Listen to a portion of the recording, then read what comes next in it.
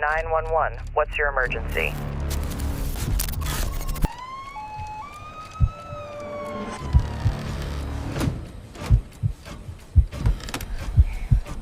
Thanks for trying. We're grateful. Thank you for trying. Some vehicles should no longer be on the road, but they remain, and inside them, there are things that shouldn't be there.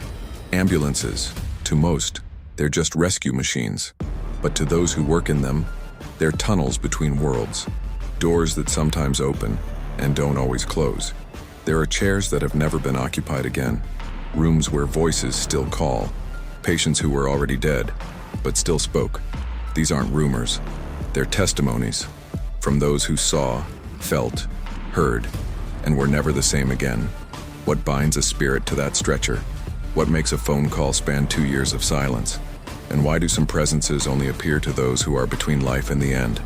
3 stories, 3 encounters with what shouldn't exist, 3 signs that a paramedic's work sometimes continues even after the heart's last beat. Who was the woman who waved from the armchair, if her wake was the next day? What was in that cold chair where a dead man kept sitting every night? And who, or what, kept calling from a disconnected number, begging for help? To understand, one must accept a simple, dark truth. Not all passengers get off when the ambulance arrives at the hospital. It was October 1981, New Hampshire. I had only 2 years of service, still with that naivete of someone who thinks they've seen it all. How wrong I was. The call came in at 11:47 p.m. 68-year-old male, possible stroke, farm on Route 108, Mitchell property. I grabbed my partner at Jake Dower, and we headed out into the light rain that made everything seem even more somber. The farm was isolated.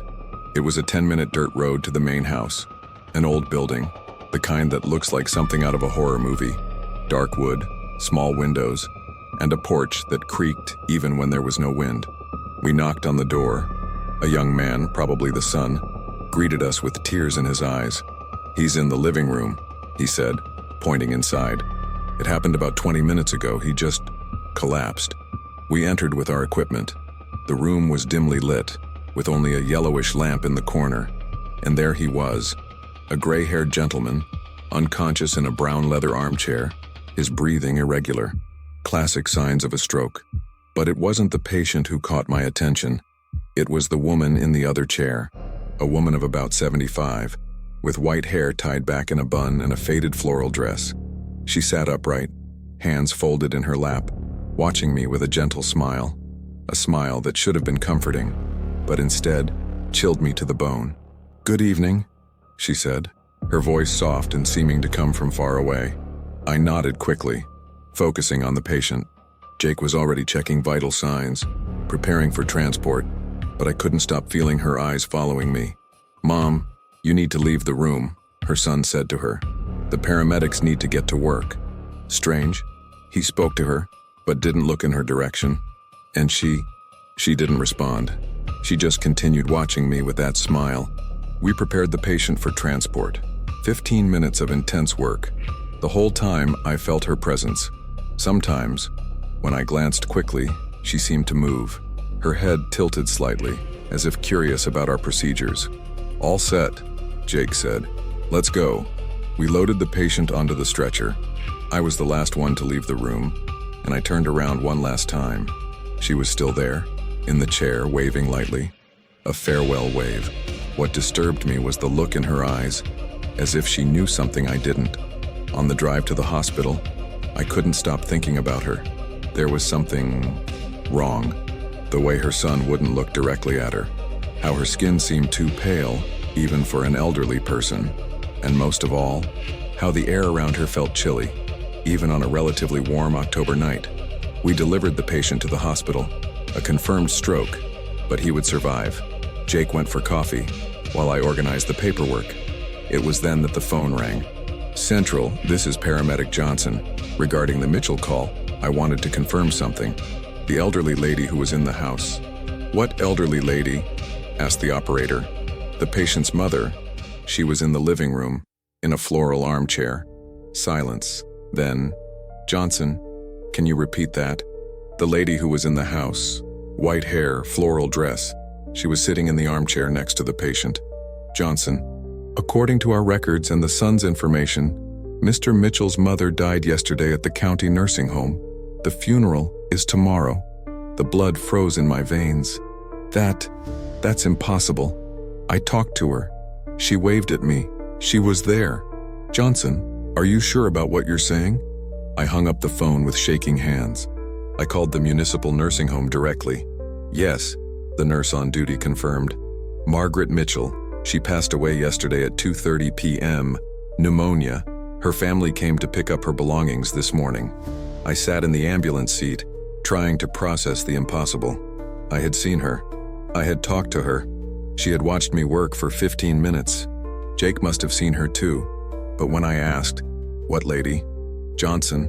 There was only you, me, the patient, and the son in the house. I returned to the farm the next day. I needed to understand. The son welcomed me, still shaken by his father's hospitalization. "The floral armchair," I asked. "Where your mother used to sit." He looked at me strangely. "That one over there?" He pointed. It was her favorite spot. After she went to the nursing home, Dad wouldn't let anyone sit there. He said he could still smell her perfume sometimes. "And last night, when we arrived, you kept looking at her chair the whole time," he said. "You even waved. I thought you were nervous." It was then that I realized the terrible truth. It wasn't nerves. It wasn't imagination. Margaret Mitchell had come home one last time, to say goodbye to her husband, to see him safely away, and she had chosen to show me this. To this day, 15 years later, I ask myself, why me? Why was I able to see her when not even her own son could look at her directly? Some colleagues say that people in transition between life and death can see things others can't, as if we're tuned to a different frequency. But I have a darker theory. I don't think Margaret Mitchell was completely gone. A part of her remained trapped in that floral armchair, waiting to see her husband one last time, waiting to be assured that someone would come to save him. And when we arrived, she could finally rest. Mr. Mitchell died 3 days later in the hospital. His son told me that in his final hours, he kept looking into the corner of his room, smiling and murmuring, "Hi, Margaret. I knew you'd come for me." That was the first time I saw a ghost. It wouldn't be the last. Arizona, 2003. I had transferred to a larger hospital, with more activity, more adrenaline. It was there that I met Sarah, an EMT with 10 years of experience and a peculiar reputation. Sarah saw things. That's how others referred to her. Not cruelly, but with cautious respect, because her visions had saved lives more than once. The ambulance assigned to our team was an older but well-maintained unit. It had a peculiarity. One of the chairs in the patient compartment was avoided by everyone. They called it the captain's chair, a morbid nickname born of tragedy. 6 months before my arrival, a man had suffered a massive heart attack during transport. He was sitting in that exact chair when he died. Resuscitation efforts lasted 15 minutes but were futile. Since then, the chair was always empty. "Never sit there," Sarah warned me on the first day. "He's still there." I laughed, thinking it was superstition. Who is he? The man who died. Harold Jenkins, 54. He's looking out the ambulance window as if he's still on his way to the hospital. For the first few weeks, I completely ignored the chair, not out of superstition, but because there was no need. We had other seats, other positions to work from. But Sarah always looked at the chair when we got into the ambulance. Sometimes he would wave discreetly as if greeting someone. "Good morning, Mr. Jenkins," she murmured. The situation escalated on a Tuesday night. They called to a motorcycle accident on Interstate 10. Multiple victims. Critical condition. Sarah was especially tense. "He's agitated today," she said, looking at the empty chair. "Who's agitated?" "Mr. Jenkins. He's different, like he knows something's gonna happen." We arrived at the accident scene. It was worse than we expected. A young motorcyclist, severe head trauma, multiple fractures. We got to work immediately. During transport, I was focused on the patient's vital signs when Sarah suddenly turned pale. "He got up," she whispered. "Who got up?" "The patient." "No, Mr. Jenkins. He got out of his chair. I glanced at the chair, empty, as always. But Sarah was staring at something I couldn't see, her eyes following a specific path. Where is he now? Crossing is crossing you. It was then that I felt it, a physical presence passing through my body, like a draft of cold air but with density, as if someone had walked through me, leaving a trail of coldness that penetrated to the bone. Involuntarily, I shivered. The hair on my arms stood on end. Now he's sitting in the front seat, Sarah continued, her voice shaking. He's looking at the driver. Tony, our driver, slowed down slightly. He then told me that he had felt someone looking at him in the rearview mirror, but when he looked, he saw nothing. Is there someone behind me? He asked over the intercom. Just us, I replied, but my voice was shaky. Sarah was focused on the unseen presence. He's worried about the boy, she said. He's pointing at the heart monitor. I glanced at the monitor. His heartbeat was becoming irregular. I quickly checked the biker's signs, dropping blood pressure, shallow breathing. He was going into shock. Tony, speed up. We're losing him. I increased the fluids, adjusted the oxygen, but it was like we were racing against time and losing. He stopped, Sarah said suddenly. The monitor confirmed it. Flatline. We began CPR immediately. Mr. Jenkins is standing beside him, Sarah continued, her voice now calmer. He's reaching out. 2 minutes of compressions. 3, 4. Suddenly, a beep, then another. The heartbeat returned. He's back, Sarah said, but she wasn't referring to the patient. Mr. Jenkins is back in his chair. He's smiling. The rest of the transport went smoothly. We delivered the motorcyclist to the hospital, stable but critical. He would survive. Later, in the locker room, I asked Sarah what had really happened. Mr. Jenkins died in the same situation, she explained. Young man, motorcycle accident, head trauma. But back then, he didn't survive. I think he's here to help with similar cases. Do you really believe that?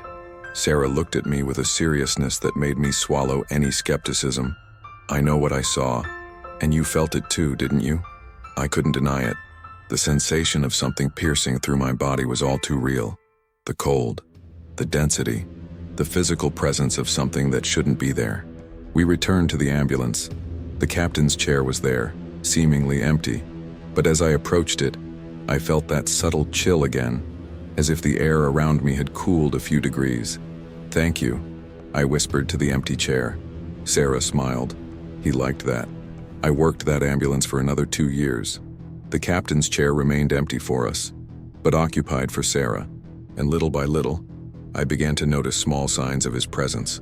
The temperature always lower around the chair, the slight movement of the seatbelt during sharp turns, as if someone were holding on, and most importantly, the way serious cases always had a better outcome when transported in that ambulance. The numbers didn't lie. Our unit had the highest survival rate in the department, and Sarah always credited it to our extra passenger. Harold Jenkins died trying to reach the hospital, but somehow, a part of him continued making the same journey, night after night, helping others reach the places he couldn't. On my last night in that unit, when I transferred to another state, I made a point of saying goodbye. Take good care of him, Sarah said. We always do, she replied, and he takes care of us too. Years later, I learned that the ambulance had been retired. The captain's chair had been removed and donated to a local museum. Sarah told me that the day they took the chair away, she felt a presence saying goodbye. He waved, she said, as if he could finally rest. But sometimes, on the coldest mornings, when I'm in a new ambulance, a new state, a new team, sometimes I feel a familiar chill, and I wonder if Harold Jenkins has found a new route to continue his eternal mission. Help, protect, never leave completely. Virginia, 2018. 15 years of professional work had already taught me that some callings are different. You feel it in the air, in the way the radio crackles, in the resistance that destiny itself seems to put up to keep you from getting there. This was one of those calls. 3:17 a.m. Possible overdose. 1247 Maple Street. Yellow house with white picket fence. Neighbor reports moaning coming from inside. Sarah had transferred years ago, but I carried her lessons with me. Now my partner was Mike, a skeptical veteran who thought ghosts were impressionable nonsense. Maple Street was one of those typical suburban streets, small houses, well-kept yards, the kind of place where nothing bad should ever happen.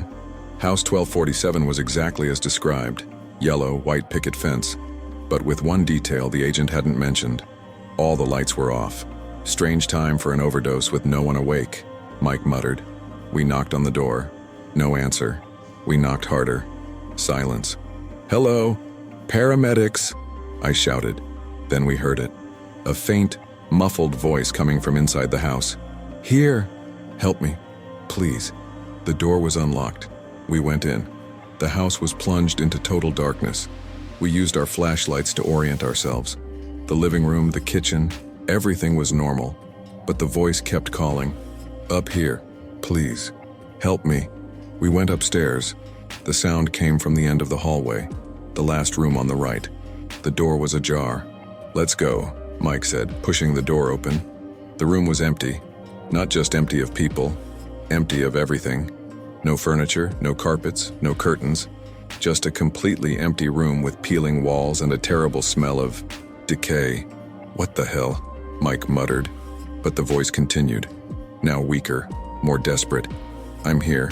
Please, don't leave me." The voice came from the walls, literally from the walls. Mike was checking every corner with his flashlight when I saw it. In the center of the room, where it should have been empty, there was a dark stain on the floor, a stain that looked old. "Mike," I called, "look at this." He shone the flashlight where I pointed. The speck was bigger than we thought, and it was vaguely human-shaped. We quickly went downstairs. It was an old landline phone ringing insistently in the kitchen. Mike answered. "Hello?" Silence. Then, a gasp of breath. Can you hear me?" Mike almost dropped the phone. "Who is it? I've been here for so long, no one comes to help me." I looked at Mike. He was pale. Where are you?" he asked into the phone. "In the room, at the end of the hall.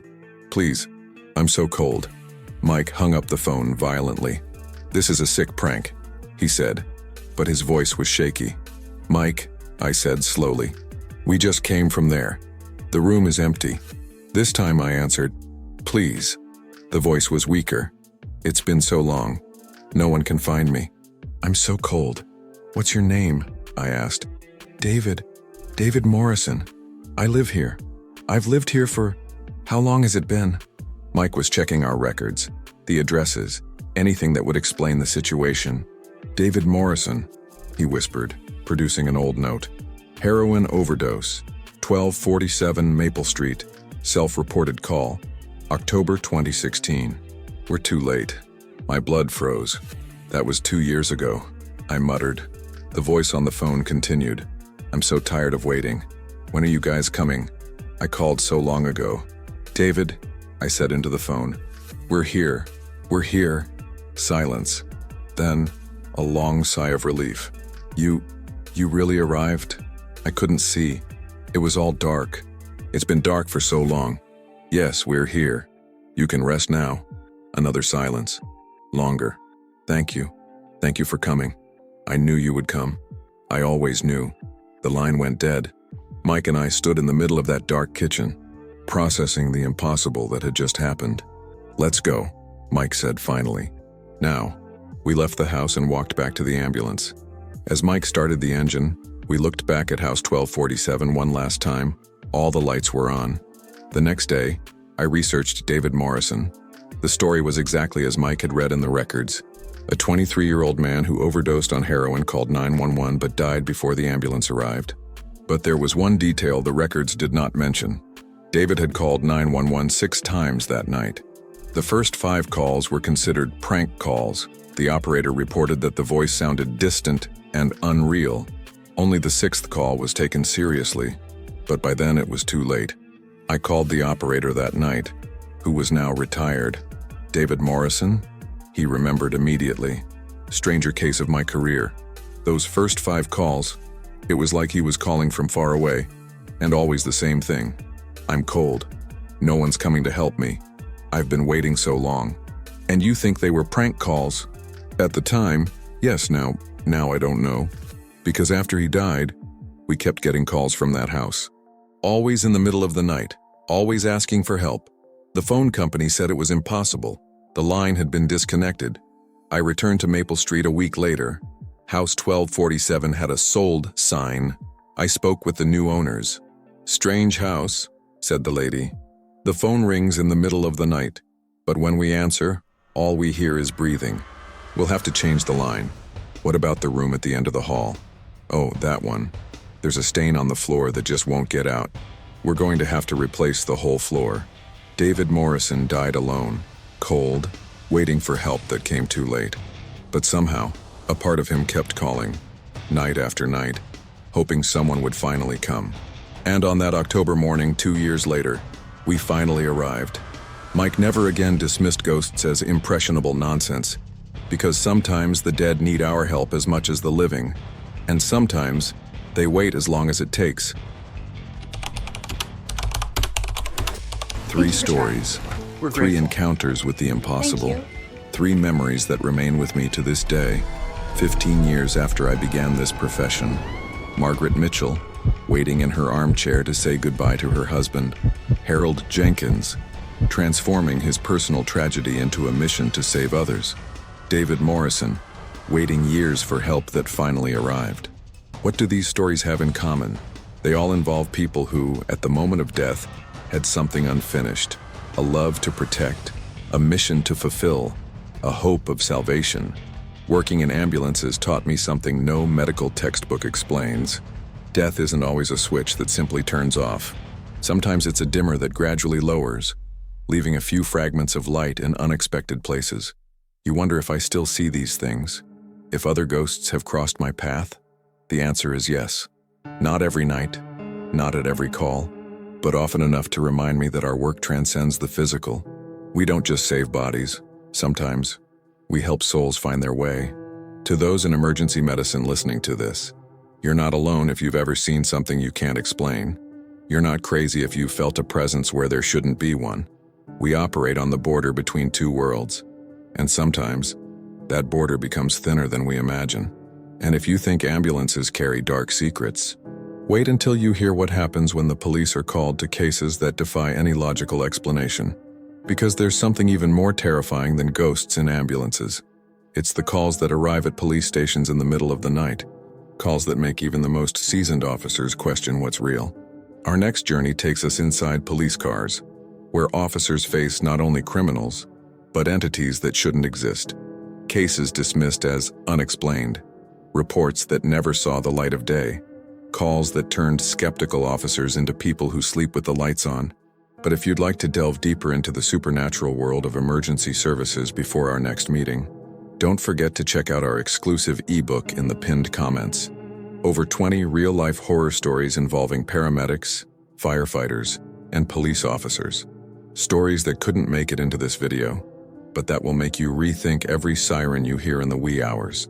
The next time you see an ambulance pass by, remember, it may be carrying more than just patients and paramedics. It may be carrying stories, memories, and maybe, just maybe, passengers who never really left. This was another night at Terror 911. Thank you for listening to these stories that needed to be told, because in the end, even the dead deserve to be remembered. And sometimes, they just need someone to finally listen. But if you think you know horror, wait until you find out what happens when it's the police who need protection from forces they can't arrest. Until the next call, if you have the courage to answer,